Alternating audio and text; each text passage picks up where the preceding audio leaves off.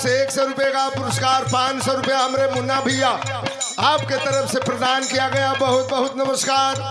गाना गाते हुए लड़का चल दिया आगरा शहर के तरफ के बरहो बरिसावा के भगती भजनिया हो कई दिहला मुनिवर बेकार हो भगती भजनिया हो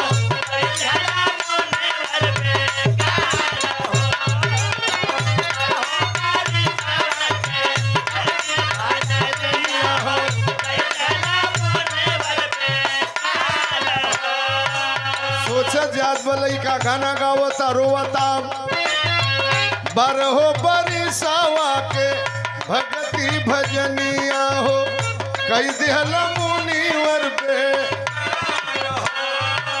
यार बदला की बतिया से बिहरेली छतिया हो फिर भी चला है मन मार हो हर गावत आवत राग रगिनिया हो पहुंचा है आगर मझार हो हर बैजू के लखी के सूरतिया मूर्तिया हो कहना लगे नर नार हो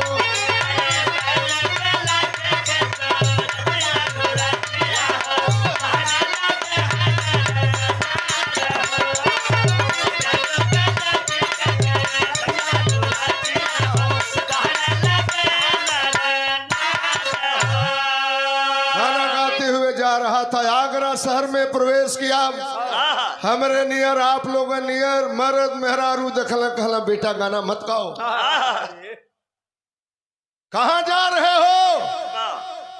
जिंदगी नरक में हो जाएगी, गाना मत गाओ, तान से जान जाएगा, तुम्हारी गर्दन को काट लेगा। तानसेन से बढ़िया गाना नहीं गा सकते हो। आज दुनिया की कोई ताकत हमें रोक नहीं सकती। गाना गाने के लिए जरूर जाऊंगा। विनोद यादव फुलवारी खुर्द से ये 500 रुपए का पुरस्कार बहुत बहुत प्रणाम करते हैं। तरजता आ गई लोग के बतावेलन मिर्जापुर के पंधारी दादा बदरी पाणे करिया खलीफा हम सुन ले हैं। वो लोग अपने जमाने में गीत के गावे